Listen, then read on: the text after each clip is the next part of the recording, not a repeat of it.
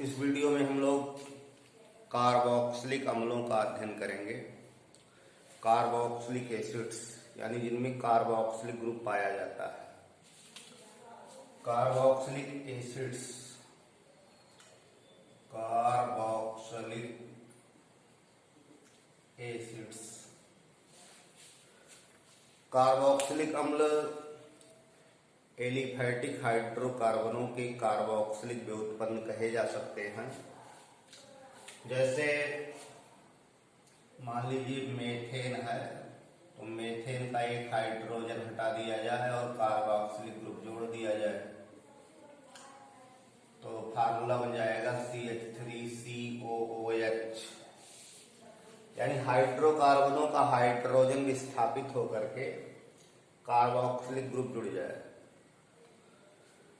Carboxylic अम्लों का सामान्य सूत्र जो जनरल फार्मूला है, सामान्य सूत्र मोनोकार्बोक्सिलिक एसिड का CnH2nO2 है, या इसको ऐसे लिख सकते हैं CnH2n+1COOH। ये दोनों लिखा जा सकता है। जैसे इस फार्मूले में n की वैल्यू 1 रखी जाए तो फार्मूला बनेगा CH2O2। n की वैल्यू 1 रख दी गई तो ये 2 हो गए, ये 2 पहले से है, 2 ऑक्सीजन रहेगा। तो इसका संरचना बनाया जाए, एक ही कार्बन है, इसमें कार्बोक्सिलिक ग्रुप बनेगी तो C डबल बॉन्ड OOH और एक हाइड्रोजन इधर आ गया। तो ये सबसे सरलतम एसिड फार्मिक एसिड हो गई। फार्मिक एसिड का सूत्र HCOOH है। तो ये कार्बोक्सिलिक ग्रुप ये एसिड ग्रुप है। इसमें कार्बोनिल और हाइड्रॉक्सिल दो आते हैं। कार्बोनिल, CO को कार्बोनिल कहते हैं, कार्बोनिल प्लस हाइड्रॉक्सिल ये बराबर हो गया कार्बोक्सिल। तो कार्बोनिल और हाइड्रॉक्सिल दोनों जुड़ करके कार्बोक्सिलिक ग्रुप बनाते हैं। कार्बनिक अम्लों में, ऑर्गेनिक एसिड्स में कार्बोक्सिलिक ग्रुप यही प्रदर्शित करता है कि उसकी क्षारकता कितनी होगी। किसी कार्बोक्सिलिक एसिड में जो एल्किल ग्रुप है वो अध्रुवीय होता है, जल विरोधी होता है, तो उसके हाइड्रोजन एसिड स्ट्रेंथ में भाग नहीं लेते, यानी वो आयनित होते नहीं। जो आयनन है वो कार्बोक्सिलिक ग्रुप की हाइड्रोजन का है। तो जिन अम्लों में एक कार्बोक्सिलिक ग्रुप उपस्थित होता है उसे मोनोकार्बोक्सिलिक एसिड कहते हैं। मोनोकार्बोक्सिलिक अम्लों का सामान्य सूत्र यही है CnH2nO2, या उसको ऐसा लिखा जा सकता है CnH2n+1COOH। ये एल्काइल ग्रुप को निरूपित करेगा। CnH2n+1 एल्किल ग्रुप को निरूपित करता है। इस फार्मूले में n=2 रखा जाए तो फार्मूला मिलेगा C2H4O2। 2 कार्बन का ऑर्गेनिक एसिड, 2 कार्बन का कार्बोक्सिलिक एसिड, तो 2 कार्बन का कार्बोक्सिलिक एसिड यही होगा C डबल बॉन्ड OOH और 3 हाइड्रोजन इनसे जुड़ गई। ये एसिटिक अम्ल का सूत्र है। एसिटिक अम्ल, एथेनोइक अम्ल ये सिरके में पाया जाता है, विनेगर में पाया जाता है। तो मोनोकार्बोक्सिलिक अम्लों में 2 ऑक्सीजन है, यानी कार्बोक्सिलिक ग्रुप बनाएंगे तो COOH उसमें आएगा। इस फार्मूले को देखा जाए, यहां n=1 रखेंगे तो ये CH3 हो जाएगा। तो इन जनरल इसको कहा जा सकता है RCOOH। ये R ये एल्किल ग्रुप है और ये कार्बोक्सिलिक है। तो मोनोकार्बोक्सिलिक अम्लों में एक कार्बोक्सिलिक समूह होता है। जिन कार्बोक्सिलिक अम्लों में 2 कार्बोक्सिलिक ग्रुप होगा उसको डाई कार्बोक्सिलिक एसिड तीन रहेगा ट्राई कार्बोक्सिलिक एसिड। तो इस तरह से कार्बोक्सिलिक समूहों की संख्या के आधार पर acid monocarboxylic, di carboxylic, try carboxylic इस तरह होते हैं। मोनोकार्बोक्सिलिक अम्लों का सामान्य सूत्र CnH2nO2 है। और मोनोकार्बोक्सिलिक अम्लों में पहला सदस्य फार्मिक अम्ल है। फार्मिक अम्ल चींटियों से प्राप्त हुआ था, तो चींटियों से फार्मिका, चींटियों से प्राप्त होने के नाते उसका नाम फार्मिक एसिड है। और इसके अलावा वो बिच्छू, बूटी इन सबके डंक में भी पाया जाता है। इनके काटने से जो खुजलाहट होती है वो फार्मिक अम्ल के कारण होती है। सिरके में एसिटिक अम्ल पाया जाता है। तो मोनोकार्बोक्सिलिक अम्लों को सामान्य रूप से RCOOH लिखा जा सकता है, जैसे फार्मिक एसिड हो गया, ऐसे एसिटिक एसिड है, प्रोपियानिक एसिड है, ब्यूटाइलिक एसिड है।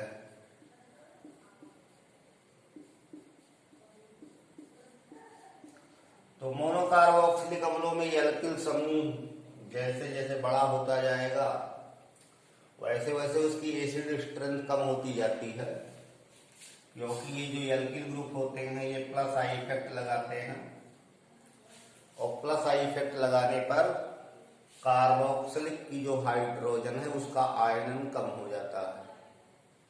तो इस तरह ये सभी मोनोकार्बोक्सिलिक एसिड हैं। ऐसे डाई कार्बोक्सिलिक एसिड जैसे COOH, COOH ये ऑक्सैलिक एसिड है।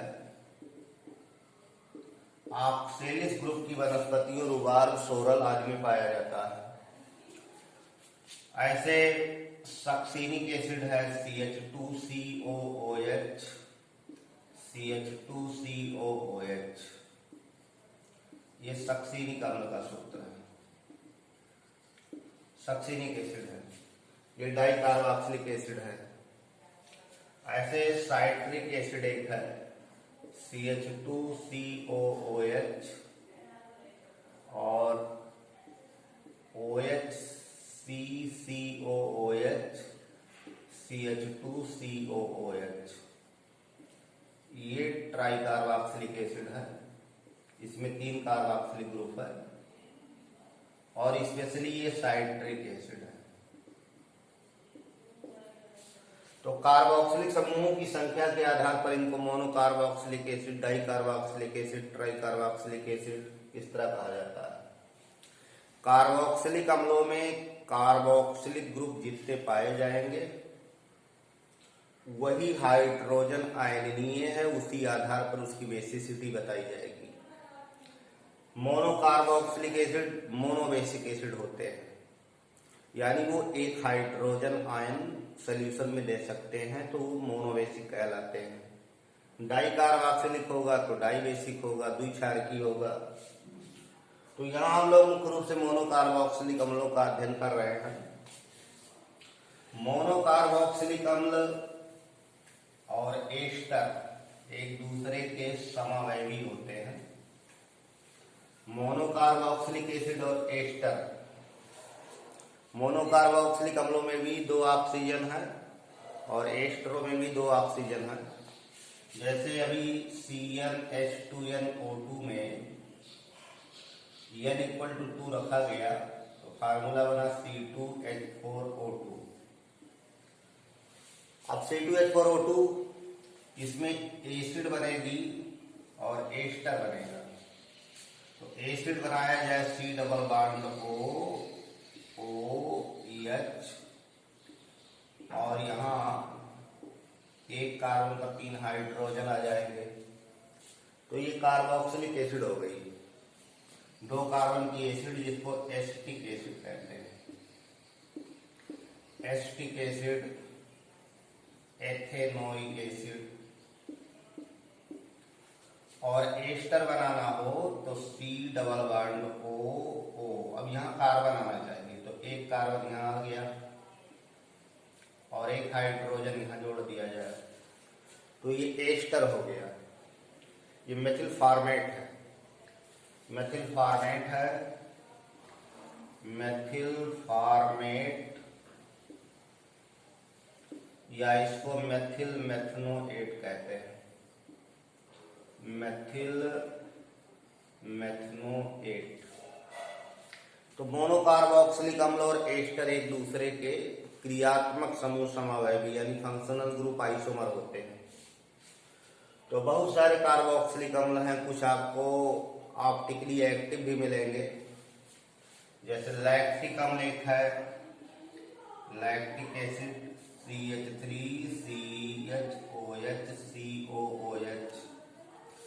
ये हाइड्रॉक्सी मोनोकार्बोक्सिलिक एसिड है, इसको लैक्टिक अम्ल कहते हैं, लैक्टिक एसिड या 2 हाइड्रॉक्सी प्रोपेनोइक एसिड कहते हैं। इसमें एक एसिमेट्रिक कार्बन है, एसिमेट्रिक कार्बन जिसकी चारों वैलेंसी 4 डिफरेंट ग्रुप से जुड़ी है, 4 भिन्न समूहों से जुड़ी है, तो उसको एसिमेट्रिक कार्बन कहते हैं। तो लैक्टिक एसिड में एक एसिमेट्रिक कार्बन है, इसलिए यह जो लैक्टिक एसिड है ये डेक्स्ट्रो लीवो यानी दक्षिण ध्रुवण घूर्णक, वाम ध्रुवण घूर्णक, ऐसे इसमें रेशमिक फॉर्म बनेगा। डेक्स्ट्रोलीवो का इक्विवेलेंट मिक्सचर हो तो वो रेशमिक लैक्टिक एसिड कहलाएगा। तो ऑप्टिकली एक्टिव भी एसिड मिलेंगे, जैसे टार्टरिक एसिड है COOH, CHOH,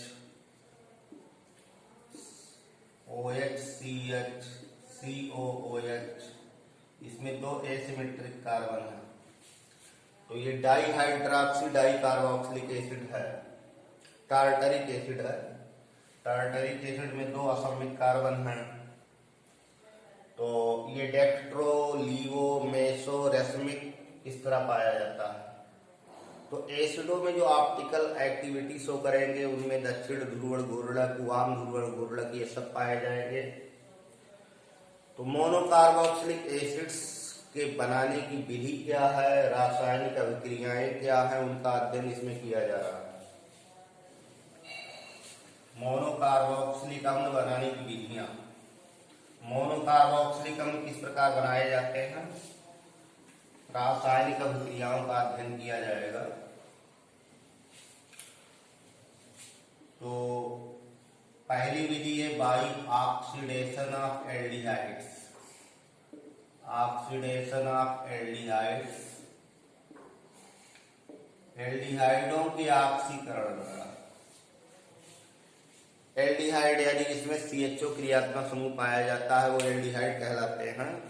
तो एल्डिहाइड बड़े सुगमता से ऑक्सीकृत होते हैं, बड़े आसानी से ऑक्सीकृत होते हैं, और एल्डिहाइडों का ऑक्सीकरण किया जाए तो CHO समूह कार्बोक्सिलिक में बदल जाता है। तो RCHO ये एल्डिहाइड है,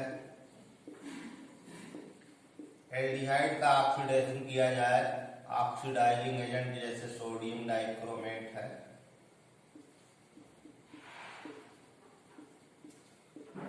ऑक्सीडेशन करेंगे तो RCHO बदल जाएगा RCOOH, कार्बोक्सिलिक एसिड। CHO समूह बड़े आसानी से ऑक्सीडाइज हो जाता है, कार्बोक्सिलिक में बदल जाता है। जैसे एस्टल्डिहाइड है, एस्टल्डिहाइड, एस्टल्डिहाइड का ऑक्सीडेशन किया जाएगा Na2Cr2O7 + H2SO4 अम्लीय सोडियम डाइक्रोमेट के द्वारा, तो एसिटिक एसिड बनता है।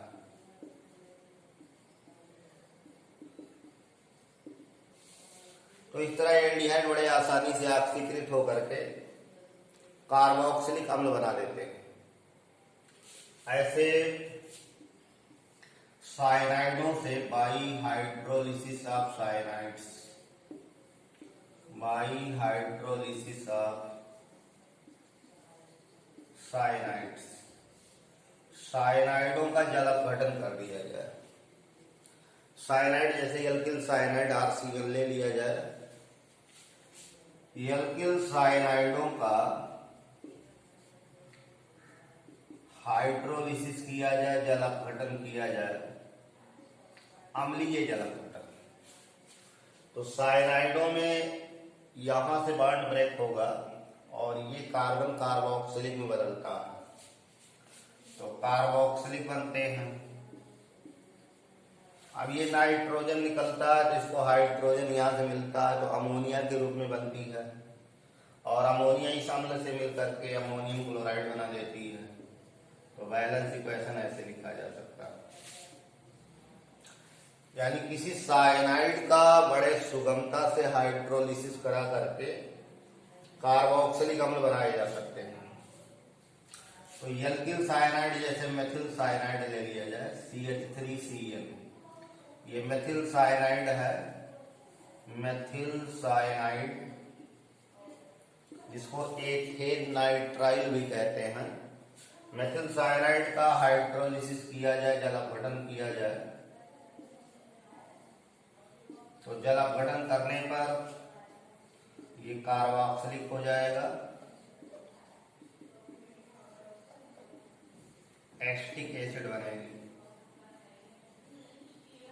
तो इस तरह साइनाइडों का जल अपघटन करके कार्बोक्सिलिक बनाए जा सकते हैं। ऐसे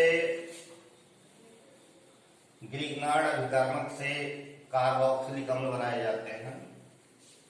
ग्रिग्नार्ड अभिकर्मक RMgX, कार्बन डाइऑक्साइड के साथ अभिक्रिया करा करके जल अपघटन कर दिया जाए, तो बाई ग्रिग्नार्ड रिएजेंट्स, ग्रिग्नार्ड अभिकर्मक द्वारा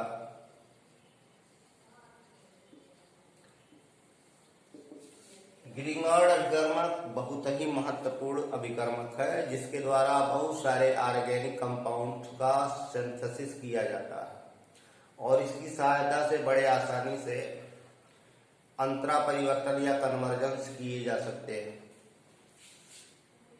RMgX है, इसकी अभिक्रिया कार्बन डाइऑक्साइड से कराएंगे, तो कार्बन डाइऑक्साइड में जो कार्बन है जैसे C डबल बॉन्ड O फिर डबल बॉन्ड O, तो कार्बन पर R जुड़ेगा तो RC डबल बॉन्ड O है ही है, एक ऑक्सीजन पर OMgX आ जाएगा, RCOOMgX, और इसका हाइड्रोलिसिस कर दिया जाए तो कार्बोक्सिलिक एसिड मिल जाएगा।